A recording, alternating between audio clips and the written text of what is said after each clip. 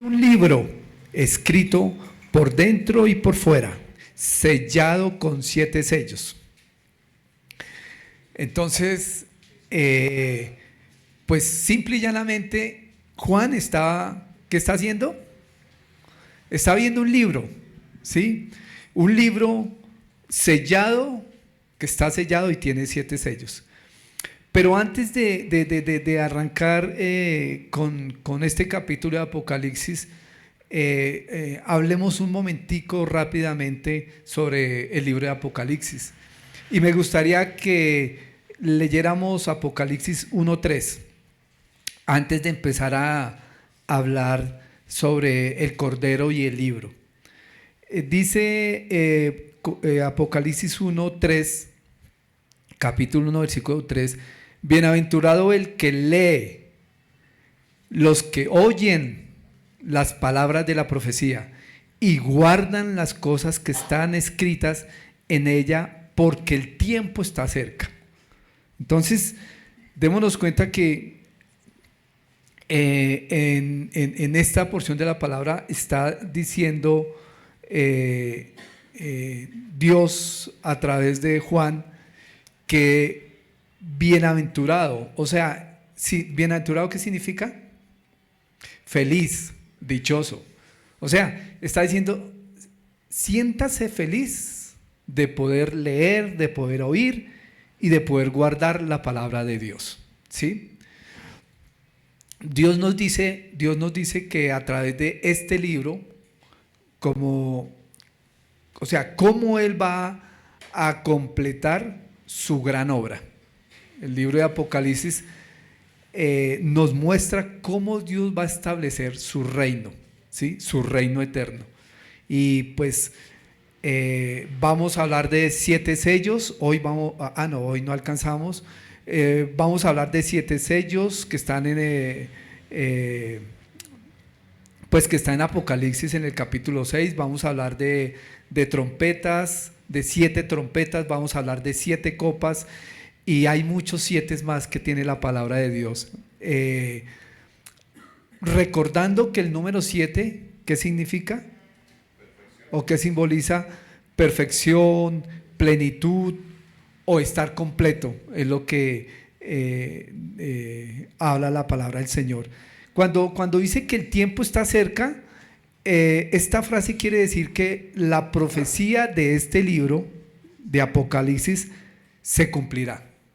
Sí o sí se va a cumplir. Juan repite este versículo, fíjese que lo dice empezando en Apocalipsis 1:3 y lo dice en Apocalipsis capítulo 22, que me gustaría que fueran allá. Apocalipsis capítulo 22.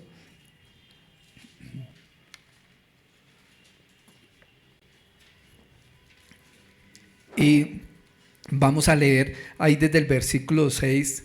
Y dice, y me dijo, estas palabras son fieles y verdaderas.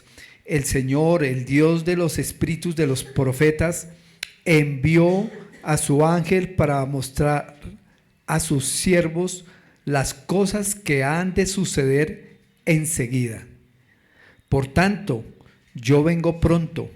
Bienaventurado el que guarda las palabras de la profecía de este libro. O sea, bienaventurado, feliz el que guarda, o sea, feliz, dichoso el que guardar significa obedecer, guardar significa meditar, guardar significa reflexionar en la palabra de Dios. Entonces, bienaventurado, feliz el que guarda, el que obedece, el que medita, el que reflexiona en la palabra de Dios.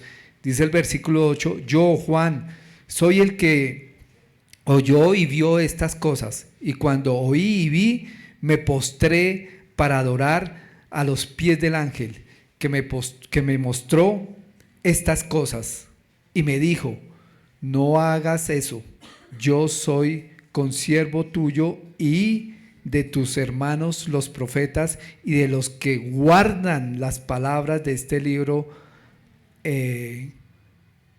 Adora a Dios. Bueno, a un momento aquí en donde Juan se postra ante un ángel y el ángel le dice, no, delante de mí no se postre, somos iguales, somos hermanos, y dice que somos hermanos los que guardan la palabra de Dios. Nosotros somos hermanos no porque usted venga aquí a la iglesia, no porque nos veamos un miércoles. Nosotros somos hermanos porque guardamos la palabra de Dios. Eso nos hace hermanos, eso nos hace iglesia, cuando guardamos la palabra de Dios, o sea, cuando estamos obedeciendo la palabra del Señor. Y el versículo 12 dice: por tanto, yo vengo pronto y mi recompensa está conmigo, para recompensar a cada uno según sea su obra. Dios nos va a recompensar. Dios va a recompensar las obras que usted haga, las obras que yo haga, ¿sí? Dios nos va a galardonar, nos va a coronar de acuerdo a las obras que hayamos hecho. Entonces, pues mis hermanos, necesitamos leer, necesitamos oír, necesitamos obedecer la palabra de Dios, porque es que la palabra de Dios es la verdad. Por eso tenemos que estudiarla, por eso tenemos que guardarla, por eso tenemos que obedecerla, porque es la palabra de Dios, es verdad, es algo fiel, o sea, no es una mentira lo que está aquí escrito, para que, digamos, tomemos una posición indiferente a la palabra del Señor. Él dice que su palabra, Él la ha unido libro por libro, desde Génesis hasta Apocalipsis, usando hombres, desde Moisés, pasando por profetas, pasando por los discípulos, pasando por Pablo, y usó a cada hombre de estos para él manifestar su pensamiento, para él manifestar el que él se quiere mostrar, el que él quiere que lo conozcamos, que él quiere que conozcamos su plan, su propósito, su historia. Bueno, la palabra de Dios definitivamente pues es lo más verdadero que hay. La palabra de Dios es más verdad que nuestra misma vida, es más verdad que lo mismo que podamos poseer. O sea, la palabra de Dios es definitivamente es el mensaje de Dios definido y firme para nosotros, los creyentes. Entonces, mis hermanos, una vez más les digo que nos mantengamos fiel a la palabra de Dios, que, como dije el domingo, hace 15 días, no seamos indiferentes a la palabra, no la tome tan deportivamente porque estás ignorando a Dios, estás ignorando al Creador, al Señor, al que vino a darnos vida. Entonces regresamos a Apocalipsis al capítulo 5. Digamos que con esa pequeña introducción mostrando la importancia de guardar la palabra de Dios. Y dice el versículo 2, vamos a leer del 2 al 5. Dice: vi también a un ángel poderoso. ¿Necesitas agua?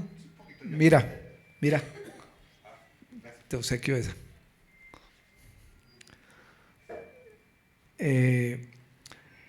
Dice entonces Apocalipsis 5, estamos leyendo desde el versículo 2. Vi también a un ángel poderoso que anunciaba a gran voz,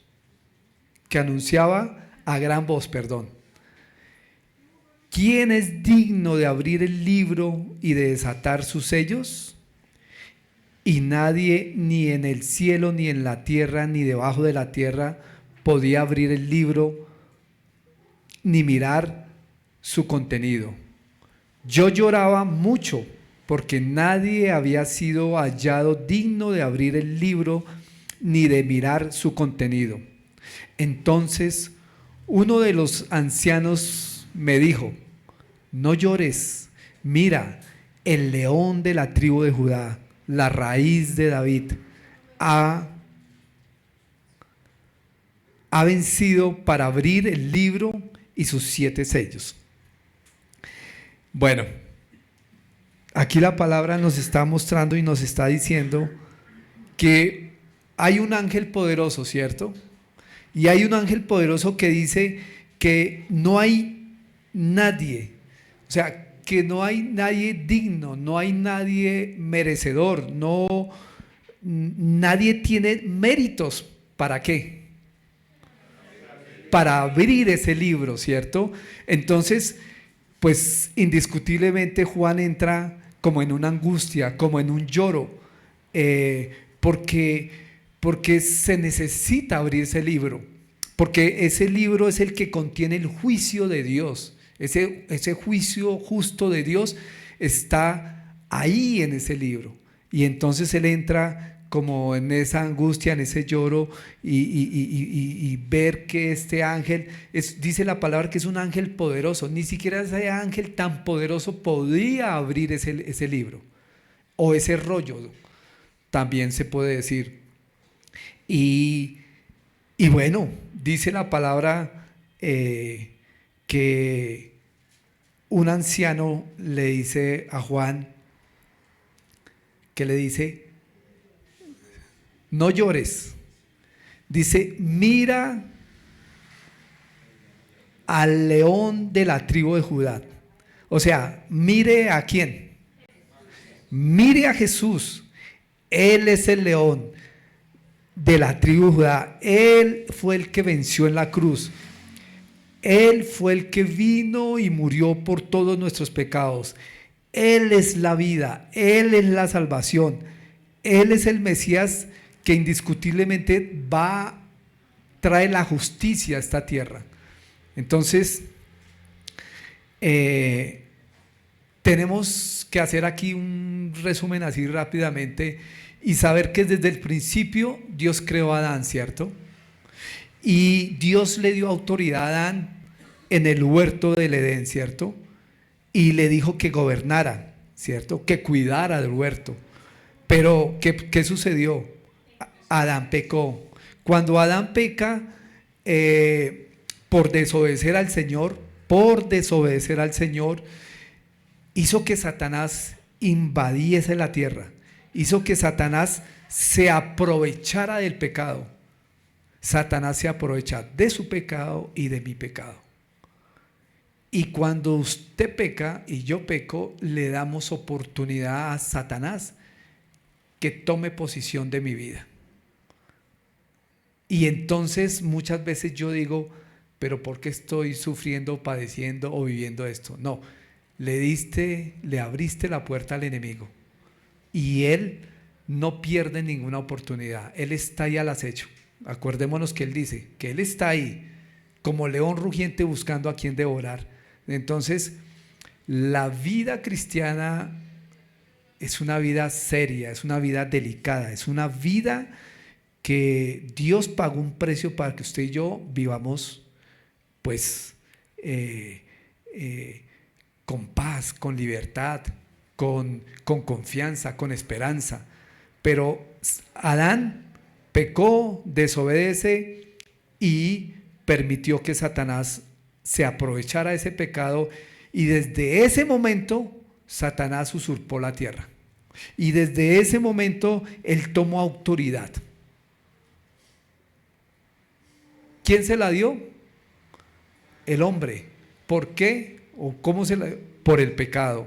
Entonces Adán pierde todos los privilegios que Dios le había dado, y Satanás pues indiscutiblemente se cree el dueño de la tierra. Se lo creyó, pero se lo creyó, o sea, al punto de que va y le ofrece todos los reinos al mismo Jesús y le dice: póstrese delante de mí y te doy todos estos reinos.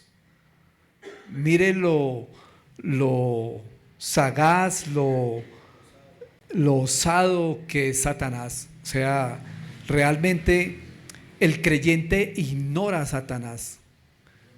Y no podemos ignorar a Satanás porque él está ahí siempre al acecho, buscando cómo hacer daño. Y este Satanás mentiroso y engañoso llega a un punto de ofrecerle el reino, lo que ya le pertenece al Señor, él creyendo que es posesión de él y se lo ofrece a nuestro Señor Jesucristo. Entonces, bueno, esto no quiere decir que, pues, que Dios no obre en la tierra, ¿no? Satanás tiene autoridad, es el príncipe de este mundo, ¿sí? Pero quien controla la historia de la humanidad es Dios. Dios tiene el poder y el control. Lo dicen muchas, lo dice la palabra de Dios desde Génesis hasta Apocalipsis. Él creó y Él tiene el control de todo.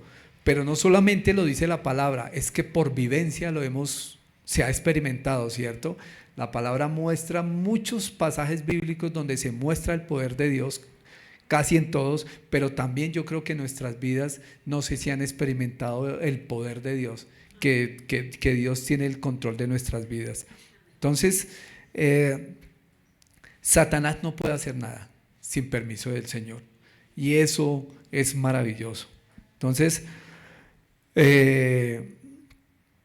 Entonces dice aquí el versículo 5 que solamente nuestro Señor Jesucristo, el león de la tribu de Judá, dice, solo Él venció la muerte y solo Él puede abrir este libro y sus 7 sellos.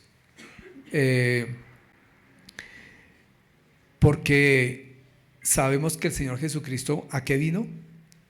A restaurar la tierra, a recuperar lo que Satanás se había robado, ¿sí? Lo que se había perdido con Adán. Bueno, solamente nuestro Señor Jesucristo es el único que tiene la autoridad para abrir este rollo o este libro. Él es superior a todos. Él es lo más grande. Jesús es el único que definitivamente prevalece, ha prevalecido y prevalecerá, ¿sí? Entonces, ya se tranquilizó Juan de saber que ya había quien podía abrir ese libro y que era nuestro Señor Jesucristo. El versículo 6 dice: miré y vi entre el trono con los 4 seres vivientes y los ancianos a un cordero de pie como inmolado, que tenía 7 cuernos y 7 ojos, que son los 7 espíritus de Dios enviados por toda la tierra. El cordero inmolado. ¿Quién es el cordero inmolado? Jesús. Él fue el que venció en la cruz. Él vive, Él resucitó para tomar nuevamente autoridad sobre la tierra. Jesús murió en la cruz y al tercer día resucitó. Y Él es el único que puede abrir el rollo con los 7 sellos. Miren, mis hermanos, hay mucho por decir en cada versículo de la Biblia. Mucho. Recordemos que es la palabra de Dios. Recordemos que es el pensamiento de Dios. Y un solo versículo da para hablar por la eternidad.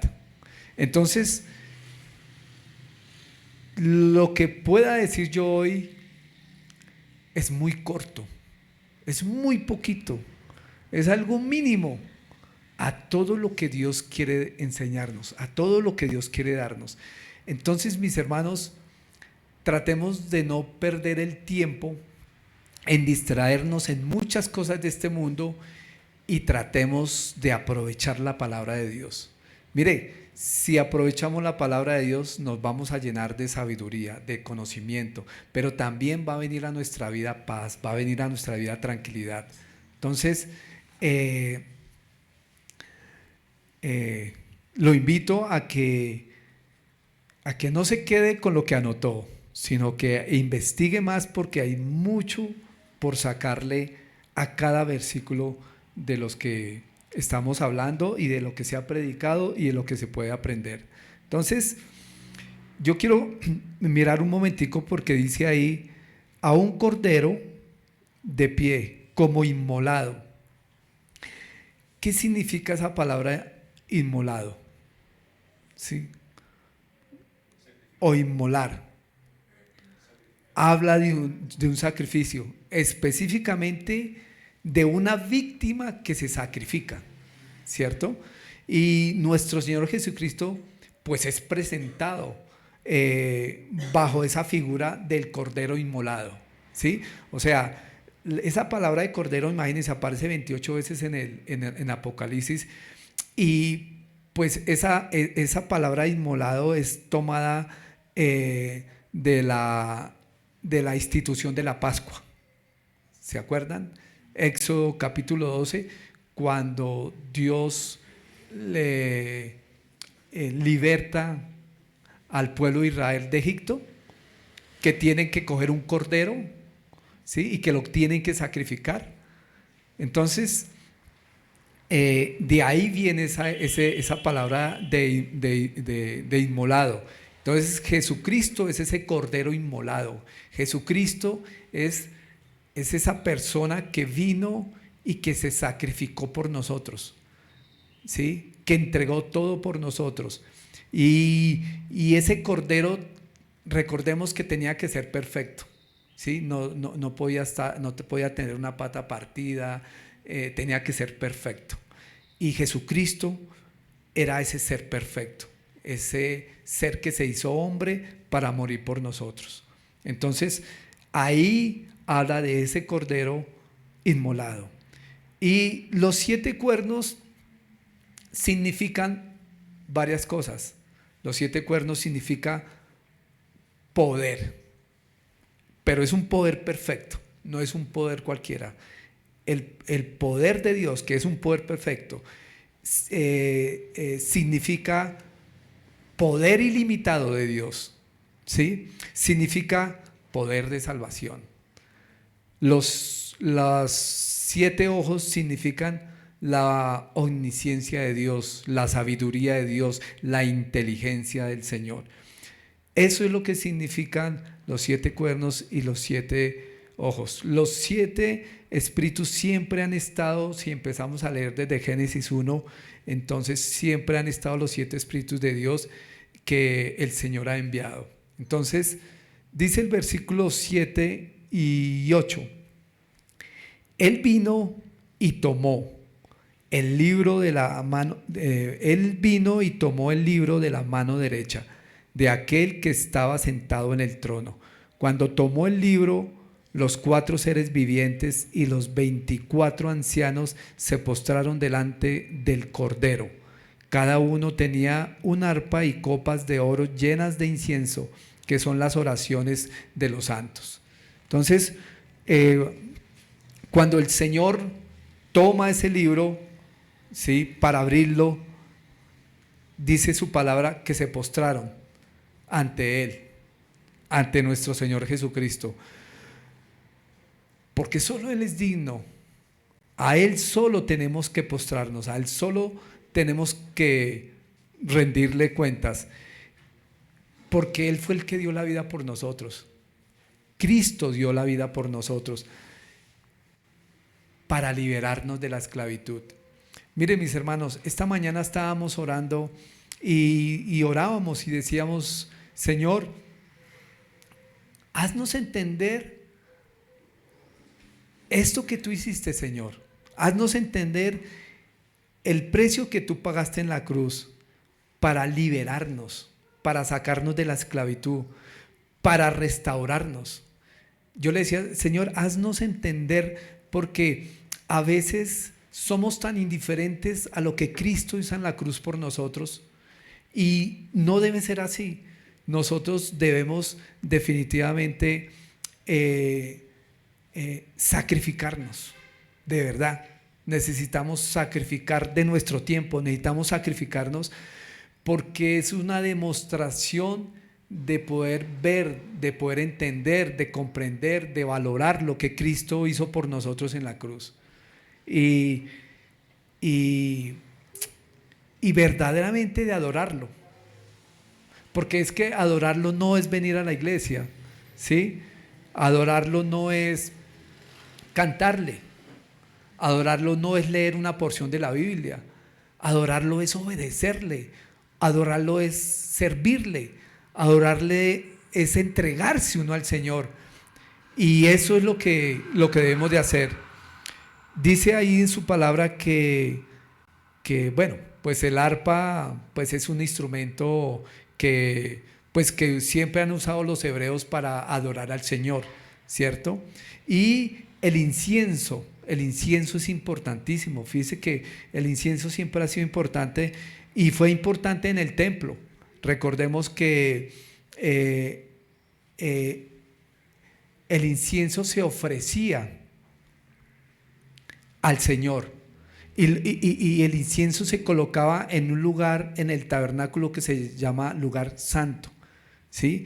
Y el incienso es algo que se produce de varias especies aromáticas, ¿sí? Varias. Y de ahí viene ese incienso. Entonces eso parece ser que produce un aroma especial. Parece ser que eso produce algo maravilloso. Entonces se ofrecía, bueno, en la antigüedad ese incienso se presentaba delante de Dios. Fíjense que la Biblia habla de un incienso extraño. Y yo me puse a mirar un incienso extraño. Y un incienso extraño es cuando esas especies aromáticas no son las que Dios ha establecido, ¿sí? Y mire que ahí está diciendo que ahí en el versículo 8, en la segunda parte, dice que cada uno tenía una arpa y copas de oro llenas de incienso, que son las oraciones de los santos. O sea que cuando se presentaba ese incienso, ¿sí?, ese aroma especial, cuando se preparaba con esa variedad de especies que eran puras, pues indiscutiblemente se podía experimentar la presencia de Dios. Pero dice que esas son las oraciones. Y entonces yo decía, y entonces cuando hay un incienso extraño, cuando ¿qué pasa ahí? Que no están las especies especiales. Entonces, pues dice que cuando el incienso es extraño, trae muerte, ¿sí? Y entonces yo me quedaba pensando, bueno, entonces ¿cómo son nuestras oraciones delante de Dios? Porque en ese momento las oraciones eran esas especies de incienso, ¿sí? Y eran agradables a Dios. Esas eran las oraciones. Pero ¿cómo son nuestras oraciones delante de Dios hoy en día? ¿Son puras? Nuestras oraciones sí producen un aroma especial delante de Dios. ¿Cómo son sus oraciones? ¿O no ora?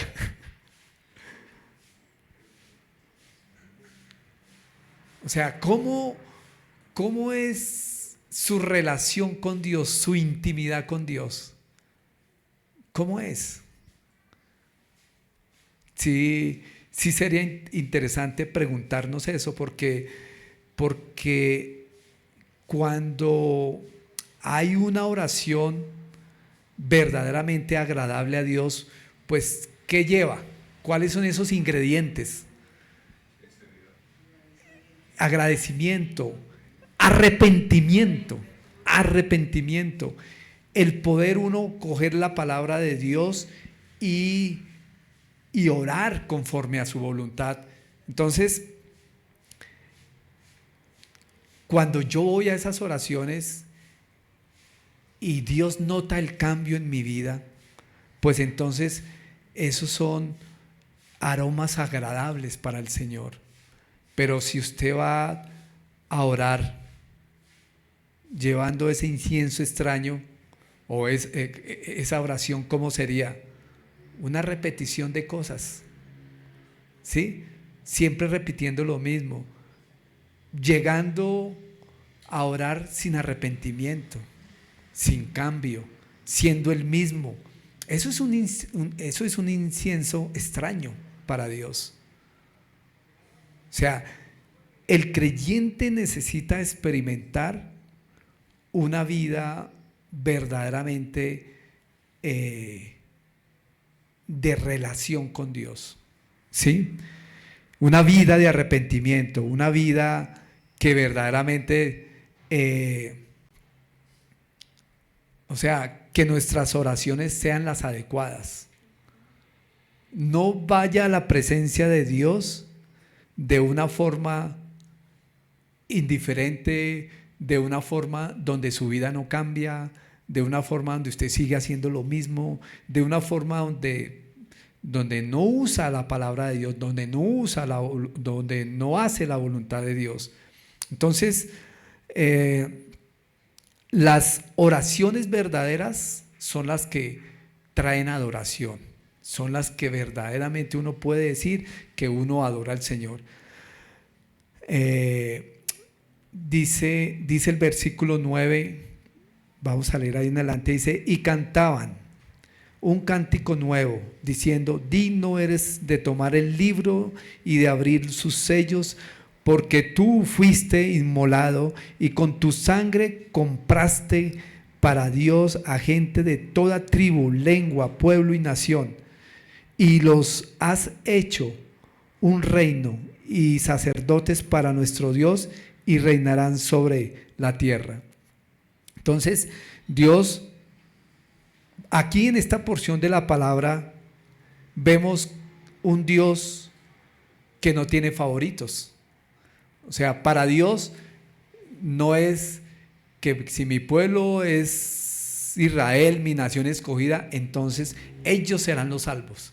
No, el Señor aquí en la palabra está diciendo que Él ha escogido de toda lengua, de toda nación, de toda tribu, de todo pueblo, de toda nación, de cada rincón de la tierra. Él ha ofrecido ese regalo de la salvación. Ese regalo de la salvación la ha ofrecido a todas las razas, lenguas, naciones del mundo, ¿sí? Ahora, dice la palabra que ¿qué simboliza la sangre? O sea, la sangre es sinónimo ¿de qué? De vida. ¿De qué más? La sangre es sinónimo dice ahí que por tu sangre compraste. O sea, por su sangre nos redimió, nos compró. La sangre es sinónimo de redención, ¿sí? La sangre es sinónimo del rescate que Dios ha hecho por nosotros. Y vemos, no sé si hay claridad en ustedes de saber que Dios nos ha redimido. ¿Lo tenemos claro?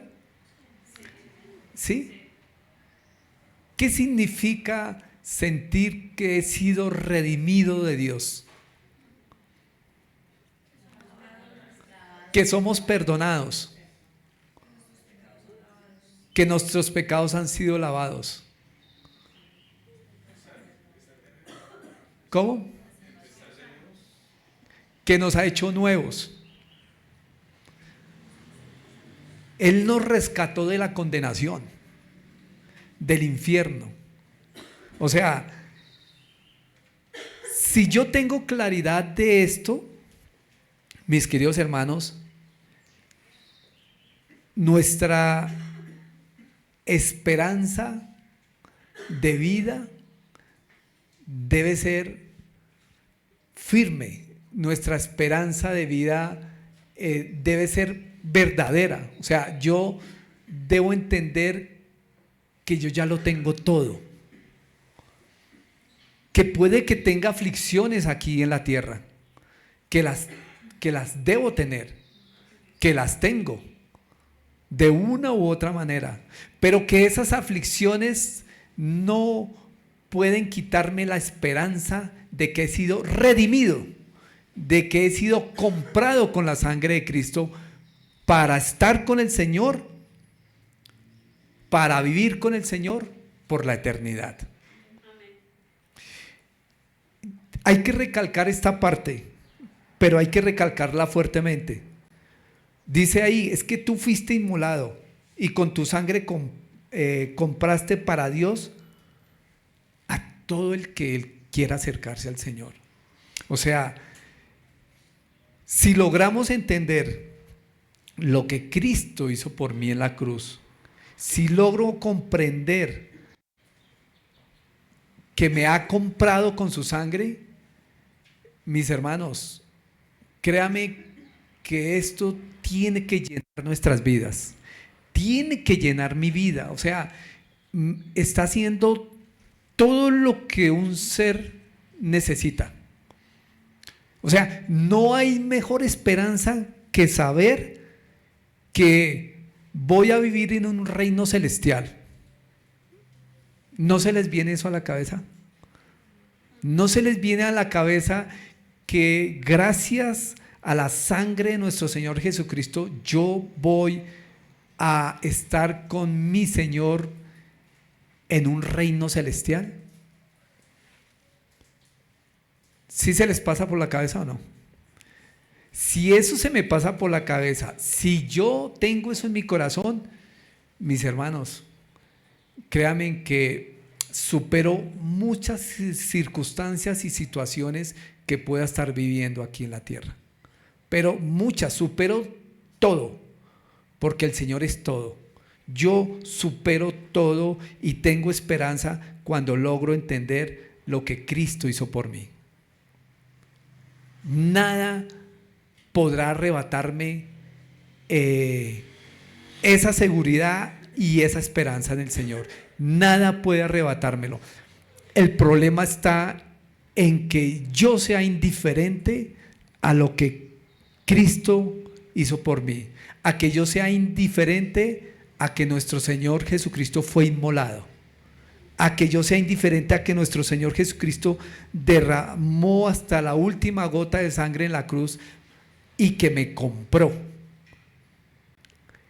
Esas cosas tienen que estar firmes en nuestra vida, porque es lo único que me puede generar felicidad, es lo único que me puede generar paz y tranquilidad, y es lo único que me puede generar esperanza.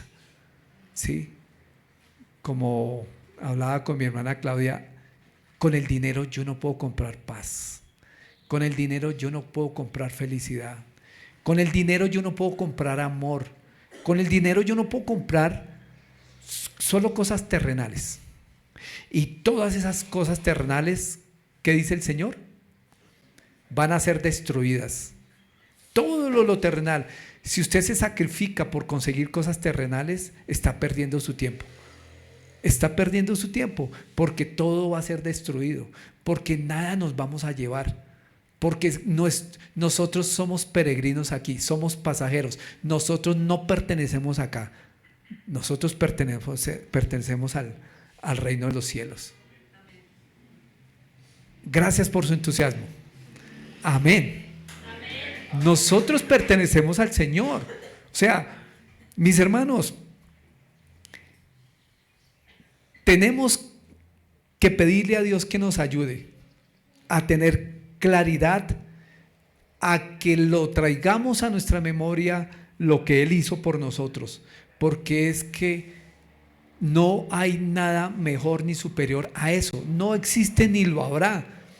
Por más de que usted se esfuerce por otras cosas, no le podrán dar la verdadera felicidad, no le podrán dar la verdadera paz, no podrá experimentar la verdadera presencia de Dios. Entonces, solamente el Señor Jesús es el único que puede abrir este libro para que nosotros podamos conocer que el reino será establecido y que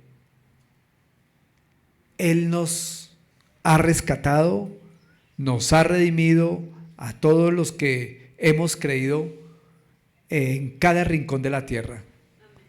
O sea, qué pena repetir tanto, pero que Jesús, que reconozcamos, que entendamos que Jesús pagó un precio, y pagó un precio muy alto por su vida y por la mía, para que yo ande preocupado y angustiado por los afanes de este mundo. No vale la pena, mis hermanos, no vale la pena que usted se angustie y se preocupe o se afane por cosas de este mundo. Él pagó un precio y Él es el único de recibir toda la gloria. Siempre será el Señor. Entonces, dice su palabra, para ir terminando, Apocalipsis 5, versículo 11, dice: y miré y oí la voz de muchos ángeles alrededor del trono y de los seres vivientes y de los ancianos. El número de ellos era miríadas de miríadas y millares de millares, que decían a gran voz: el Cordero que fue inmolado es digno de recibir el poder, las riquezas, la sabiduría, la fortaleza, el honor, la gloria y la alabanza. Y oí decir a toda cosa creada que está en el cielo, sobre la tierra, debajo de la tierra y en el mar, y a todas las cosas que en ellos hay, al que está sentado en el trono y al Cordero, sea la alabanza, la honra, la gloria y el dominio por los siglos de los siglos. Los cuatro seres vivientes decían amén, y los ancianos se postraron y adoraron. Mis hermanos, ¿cuánta gente lo estaba adorando? Miriadas y miriadas. En el griego eso significa 10,000 veces 10,000. Fue lo que pude investigar. Es una multitud incontable. O sea, que vamos a experimentar algo maravilloso. Mis hermanos, vamos a experimentar algo maravilloso al lado del Cordero que fue inmolado. Y nosotros tenemos que ir construyendo desde aquí ya lo que vamos a experimentar con el Señor. Entonces, yo los invito, mis hermanos, a entender que quien tiene el poder no es Satanás. Y a través de esto que estamos estudiando de los últimos tiempos, Dios nos quiere mostrar que Él reinará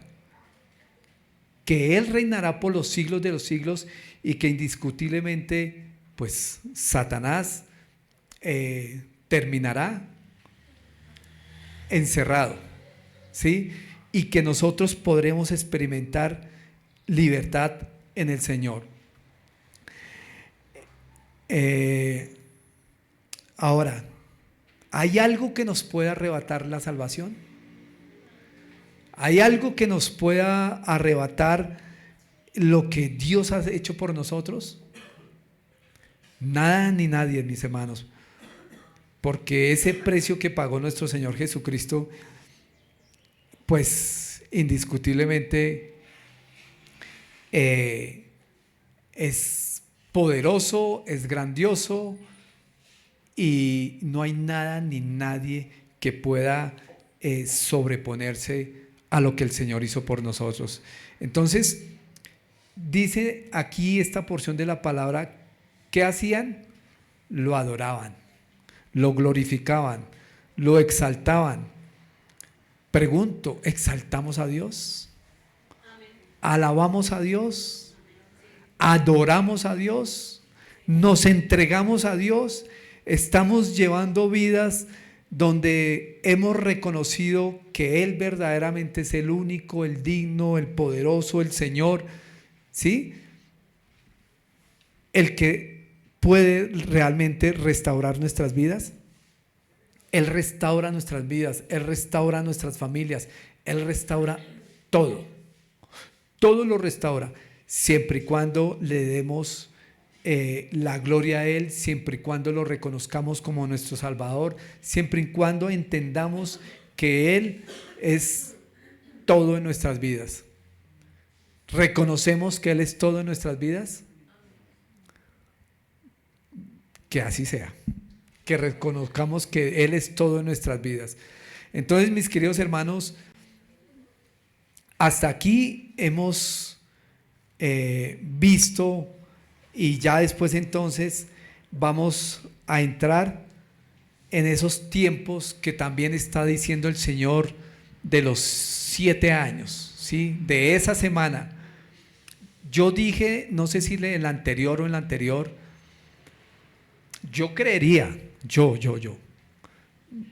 creería que los tiempos se han cumplido.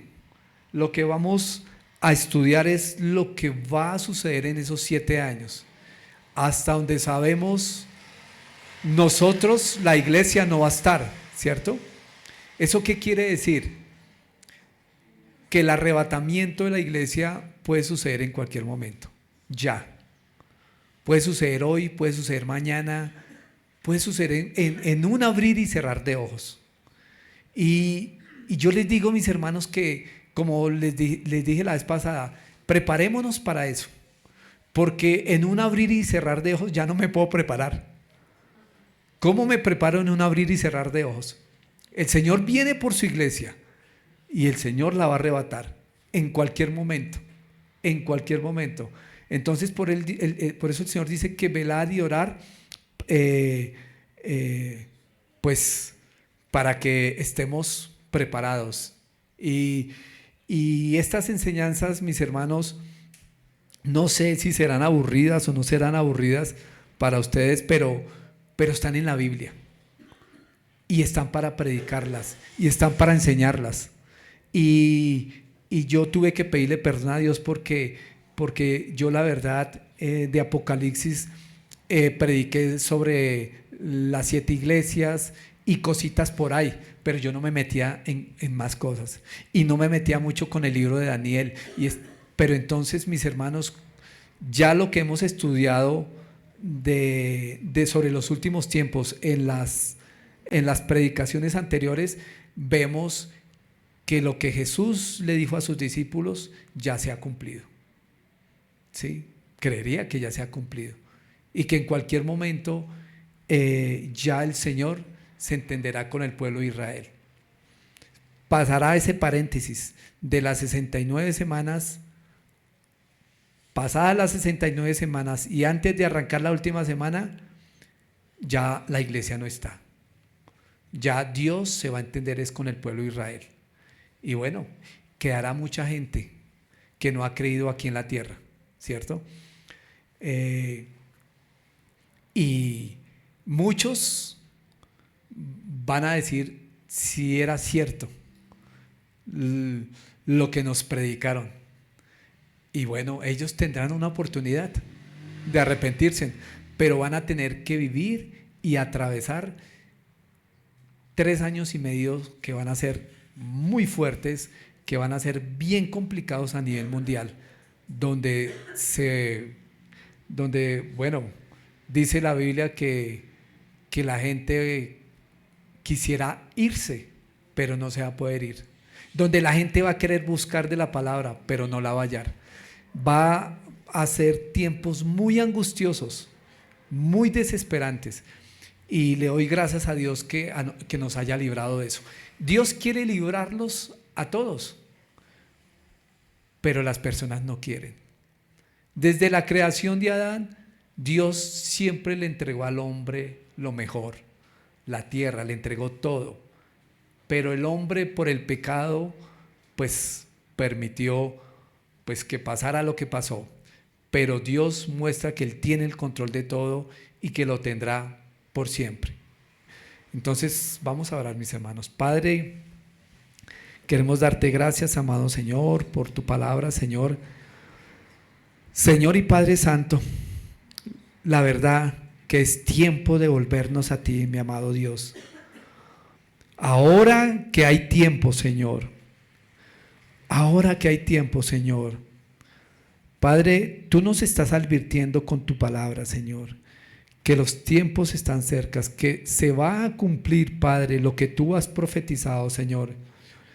Padre, ayúdanos, Dios, a verdaderamente disponernos, entregar nuestras vidas a ti, Señor, a verdaderamente, Señor, entender lo que tú hiciste por nosotros, Señor.